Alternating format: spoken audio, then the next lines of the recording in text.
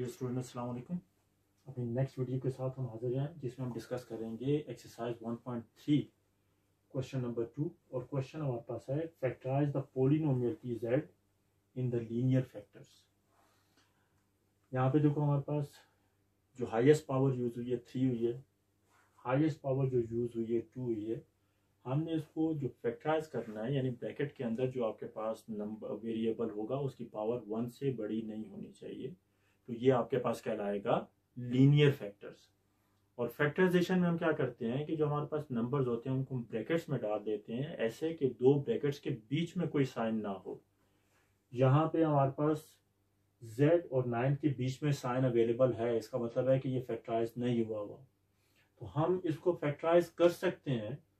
Both these numbers are perfect squares.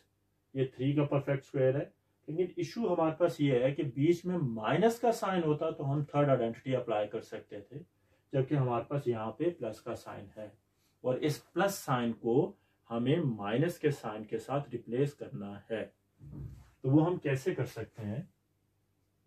अगर हम यहाँ पे लिखते हैं जेड स्क्वायर माइनस 9 इंटू -1, तो हमने इस साइन को चेंज करके -1 बना दिया और साथ एक -1 हमने लिख दिया।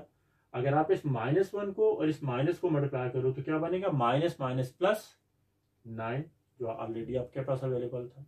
इसका मतलब है कि हमने अपनी रिक्वायरमेंट तो पूरी कर ली, लेकिन क्वेश्चन पे हमें कोई फर्क नहीं आने दिया। And you know that -1 is equal to iota square. इसको हम आयोटा स्क्वायर के साथ रिप्लेस कर रहे हैं and 9 is a perfect square of 3। तो अगर हम इसको यूं लिख दें Z square minus 9 iota square, और जैसे अभी हमने डिस्कस किया कि ये 3 का परफेक्ट स्क्वायर है, so it can be written as Z square minus 3 iota square. अब हमारे पास ये थर्ड आइडेंटिटी है using a plus b into a minus b which is equal to a square minus b square। ये form आपके पास available है a square minus B square. हम क्या करने वाले हैं, इन दोनों को a plus B a minus B की फॉर्म में जनरेट करने लगे, यानी दोनों को एक दफा प्लस कर देंगे और एक दफा माइनस कर देंगे। सो विल गेट ये दो नंबर है, this is a, this is b square. तो z plus 3 iota z minus 3 iota, आपके पास रिजल्ट हो जाएगा। यानी कि हमने इस फॉर्म को इस फॉर्म में कन्वर्ट कर दिया। तो हियर इट इज। एक और क्वेश्चन डिस्कस करते हैं, जेड स्क्वायर प्लस 3। अब यहाँ पे जो स्टूडेंट हमारे पास एक इशू आ रहा है, पॉजिटिव साइन को तो हम नेगेटिव बना सकते हैं जो हमने यहाँ पे डिस्कस किया, लेकिन 3 जो है it is not a perfect square. तो सम टाइम अगर आपके पास ऐसा कोई नंबर अपेयर हो जाए जो कि परफेक्ट स्क्वायर ना हो और आपको उसको परफेक्ट स्क्वायर बनाना हो, तो आप क्या कर सकते हैं कि उसके ऊपर स्क्वायर भी लगा दो, स्क्वायर रूट भी लगा दो, तो आपकी रिक्वायरमेंट भी पूरी हो जाएगी और क्वेश्चन पे भी कोई फर्क नहीं पड़ेगा। कैसे? जेड स्क्वायर माइनस 3 इंटू -1, ये तो हमने अपना साइन रिक्वायर्ड जो था वो पूरा कर लिया, which is equal to iota square. So z square minus 3 iota square। और अब इसको परफेक्ट स्क्वायर बनाने के लिए हम क्या कर सकते हैं, z square minus radical 3 iota square. ये शिफ्ट करो जरा स्क्वायर, जब आप रेडिकल के ऊपर अप्लाई करोगे तो स्क्वायर और स्क्वायर रूट कैंसिल हो जाएगी, विल गेट 3। आयोटा के ऊपर अप्लाई करेंगे तो it will turn into iota square. तो ये परफेक्ट स्क्वायर नहीं था, इसको परफेक्ट स्क्वायर बनाने के लिए हमने इसके ऊपर रेडिकल भी लिया और हमने स्क्वायर भी अप्लाई कर दिया। Both these numbers are perfect square. यही फॉर्मूला हम दोबारा यूज कर लेते हैं। मैं इसकी फॉर्मेशन चेंज कर रहा हूं, a square minus B square. अगर ये पोजीशन हो, what you are suppose to do is, आप दोनों को एक दफा प्लस कर दोगे, एक दफा माइनस कर दोगे। तो ये सिचुएशन तो हमारे पास अवेलेबल है, हम दोनों को एक दफा प्लस कर देंगे और एक दफा माइनस कर देंगे, तो will get z plus radical 3 iota z minus radical 3 iota. तो ये फैक्टराइज हो गया और ब्रैकेट के बीच में कोई साइन भी नहीं है, ठीक है। सो फर्स्ट 4 पार्ट जो हैं वो बिल्कुल इसी टाइप के हैं, इसको आप खुद ट्राई कीजिएगा। उसके बाद क्वेश्चन नंबर इसका पार्ट नंबर 5 जो है उसकी तरफ हम मूव करते हैं।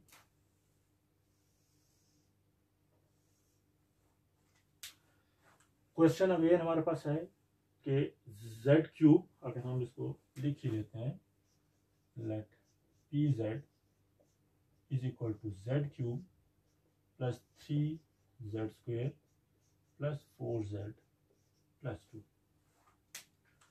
स्टूडेंट अगर तो हमारे पास ये फॉर्म ना होती, क्वाड्रेटिक इक्वेशन होती, तो हम इसको क्वाड्रेटिक फार्मूले के साथ आराम से फैक्टराइज कर सकते थे। अब ये क्वाड्रेटिक इक्वेशन से हायर फॉर्म में यानी डिग्री 3 में चली गई है, और आप लोगों ने पहले पढ़ा होगा कि अगर डिग्री 3 आपके पास अवेलेबल हो तो सिंथेटिक डिवीजन जो है उसके थ्रू हम इसको फैक्टराइज कर सकते हैं।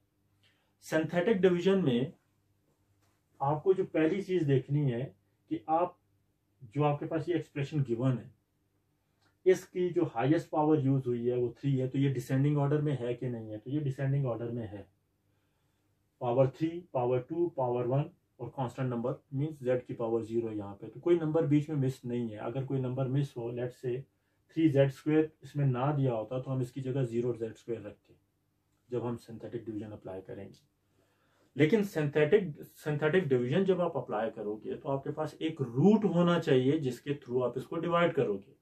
अब वो रूट हम कैसे फाइंड आउट कर सकते हैं? ये जो आपके पास पोलिनोमियल है इसमें आप z की डिफरेंट वैल्यूज अप्लाई करोगे। लेट्स से अगर हम 1 से स्टार्ट करते हैं तो आप यहाँ पे जो है 1 अप्लाई करेंगे जहाँ जहाँ z है। अगर रिमाइंडर आपके पास 0 आ जाता है यानी इसका जो रिजल्ट है वो 0 आ जाता है तो इसका मतलब है 1 इसका रूट है। नहीं आता तो आप -1 को चेक करोगे, अगर उससे नहीं आता तो आप 2 को चेक करोगे, उससे नहीं आता तो -2 के साथ एंड सो ऑन। अब यहाँ पे अगर हम देखें ये सारे नंबर पॉजिटिव हैं, इसका मतलब है पॉजिटिव का कोई भी नंबर अगर आप इसमें z में अप्लाई करते हो तो ये 0 नहीं बनेगा। तो मैं इसमें अप्लाई करता हूं putting z is equal to -1। तो जहां जहां पे आपको z नजर आ रहा है वो -1 अप्लाई करें। हम देखते हैं कि क्या -1 इसका रूट है या नहीं है। तो लिखते हैं p z is equal to z cube plus 3z square plus 4z plus 2। z जैसे हमने डिस्कस किया हमने रखा है -1। सिंप्लीफाई करते हैं, -z को -1 को जब 3 टाइम्स मल्टीप्लाई करोगे तो इट विल रिमेन -1। -1 का जब आप स्क्वायर करेंगे -1 into -1 it will turn into +1। Minus plus minus 4 1 जा 4 प्लस 2 -1 प्लस 3 1 जा 3 -4 प्लस 2। ये दोनों पॉजिटिव नंबर है। 3 + 2 5, -1 -4 -5, so it will be -5 plus 5 and that is 0. Hence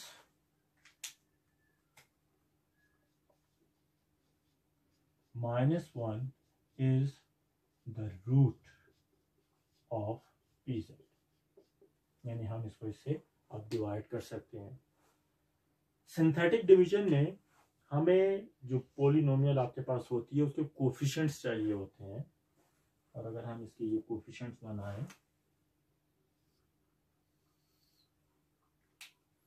तो जो z क्यूब का कोफिशिएंट है दैट इज 1, z स्क्वायर का जो कोफिशिएंट है दैट इज 3, z का जो कोफिशिएंट है दैट इज 4 और कांस्टेंट जो आपके पास है इट इज 2, और जो हमारे पास रूट आया है दैट इज -1, तो हम इसको -1 से डिवाइड करेंगे। स्टूडेंट यहाँ पे जो फर्स्ट नंबर है सिंथेटिक डिवीजन आप पहले पढ़ चुके हुए हैं इसलिए हम बहुत डिटेल में इसमें नहीं जाएंगे। फर्स्ट नंबर जो आपके पास 1 है इसको आप एज इट इज कैरी कर लेंगे नीचे। अब आपको क्या करना है, इन दोनों नंबर्स को मल्टीप्लाई करना है और जो रिजल्ट आएगा वो अगले नंबर के नीचे लिख देंगे। सो माइनस प्लस माइनस 1 1 जा 1, so it is -1। जो बाकी आपके पास बचेगा it will B 2। Plus 3 minus 1 2। अब आप इन दोनों को मल्टीप्लाई करेंगे, जो रिजल्ट आएगा वो आपका यहाँ पे आ जाएगा। So minus plus minus 2 1 2। 4 में से जब आप 2 माइनस करोगे तो यू विल गेट प्लस 2, क्योंकि प्लस वाला नंबर बड़ा है। Again plus minus minus 2 1 2। Minus 2 plus 2 0, which suppose to be remainder. तो देखो, जब रिमाइंडर आपके पास 0 आ गया है तो इसका मतलब ये हुआ कि ये इसका फैक्टर था, जो हम ऊपर भी डिस्कस कर चुके हुए हैं। तो ये जो आपके पास नंबर होगा, ये क्या होगा, इसका कोशेंट। ठीक है, जैसे आपने पीछे रिमाइंडर थ्योरम और फैक्टर थ्योरम में पढ़ा हुआ है, तो ये इसका कोशेंट होगा।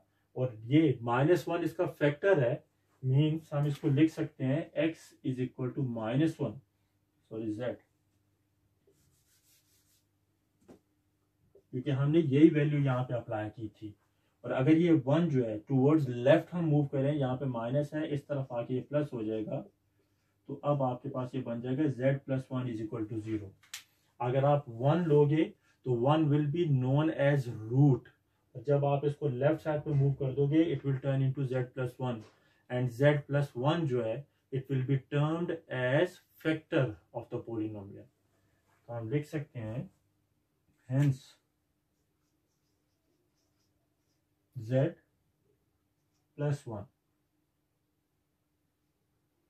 is the factor of pz।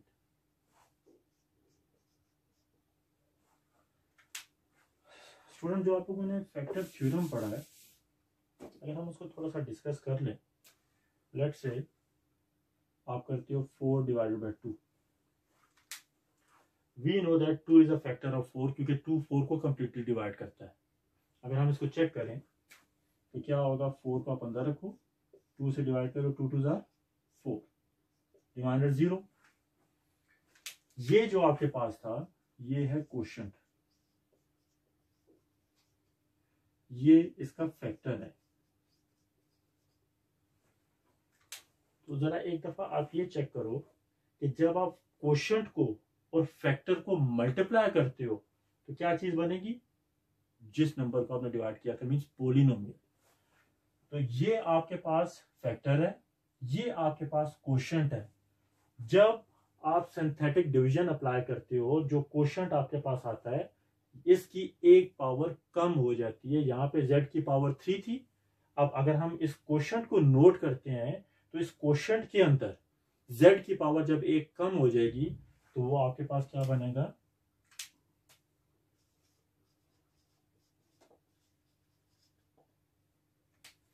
ये आपके पास बनेगा z² प्लस 2z प्लस 2। तो एक पावर आपकी रिड्यूस हो गई। लेट्स से अगर ये पावर 4 होती तो फिर जो आपके पास कोशेंट होता वो z³ से स्टार्ट होता। जैसे हमने वहां पे पढ़ा कि फैक्टर को और कोशेंट को अगर आप मल्टीप्लाई करोगे तो आपके पास एक्चुअल नंबर या पोलिनोमियल बन जाएगी। सो ये आपके पास फैक्टर है, ये आपके पास कोशेंट है। अगर हम इन दोनों को मल्टीप्लाई करें तो पोलिनोमियल के इक्वल हो जाएगा, मींस दिस वन। तो हम इसको लिख सकते हैं देयरफॉर pz पोलिनोमियल। इस पूरे की जगह हमने pz यूज किया हुआ है। तो जब आपने इन दोनों को मल्टीप्लाई किया तो पोलिनोमियल के इक्वल हुआ, means z plus 1 z² plus 2z plus 2।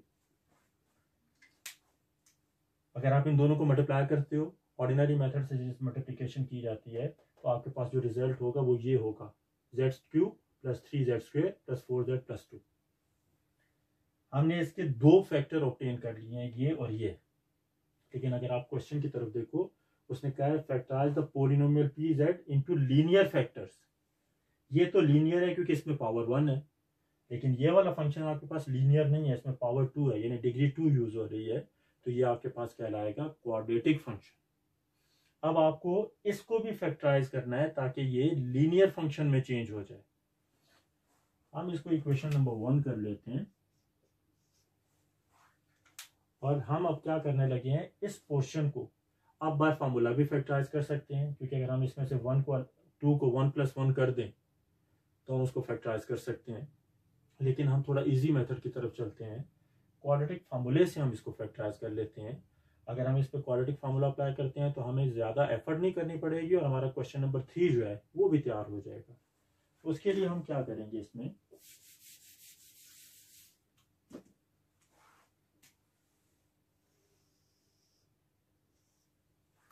हम इसमें से सिर्फ ये वाला पोर्शन कंसिडर कर रहे हैं।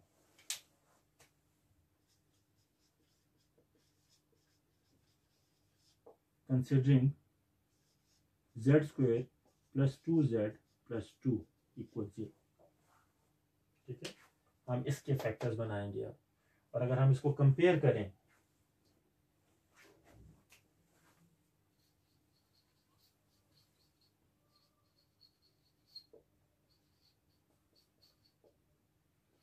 a x square plus B X plus C is equal to 0। तो स्टूडेंट a की वैल्यू 1, b की वैल्यू 2, c की वैल्यू 2। तो हमारे पास क्या हो गया, a is equal to 1, b is equal to 2, ये z के साथ जो आपके पास नंबर है, c is equal to 2, the constant one. हमारे पास जो क्वाड्रेटिक फार्मूला है, हम क्वाड्रेटिक फार्मूला अप्लाई करने लगे हैं क्योंकि इसके फैक्टर्स डायरेक्ट नहीं अवेलेबल, तो हम यूज करते हैं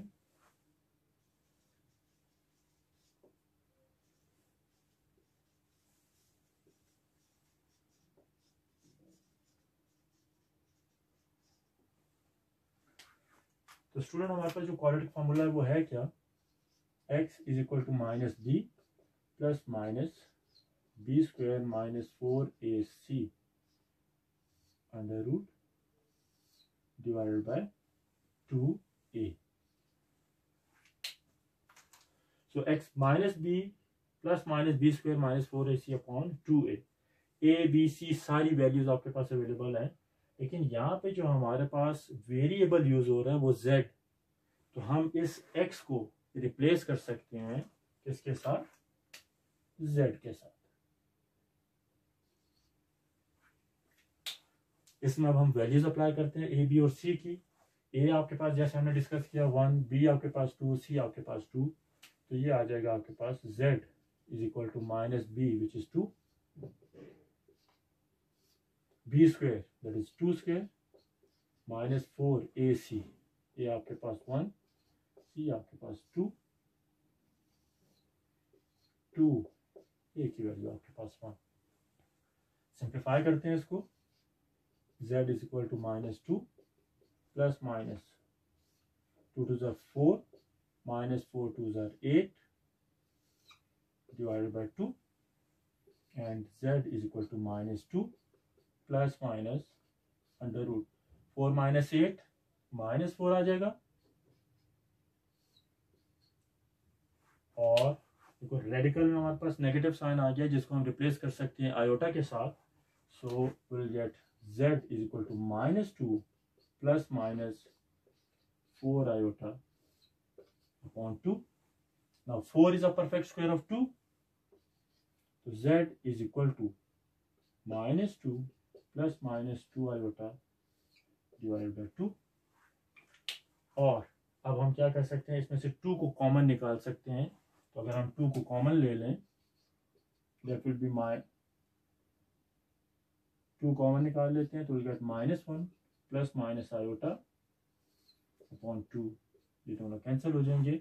और इनको अगर हम स्प्लिट कर देते हैं, z is equal to minus 1 plus iota, z is equal to minus 1 minus iota.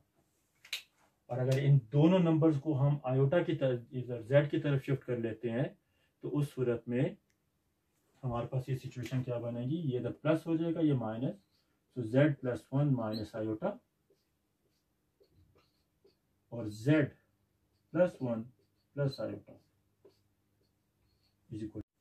Student ये हमारे पास फैक्टर हो गए हैं इस पोर्शन के। तो अगर हम दोनों फैक्टर यहाँ पे अप्लाई कर दें तो हमारे पास पोलिनोमियल जो है वो फैक्टराइज हो जाएगी।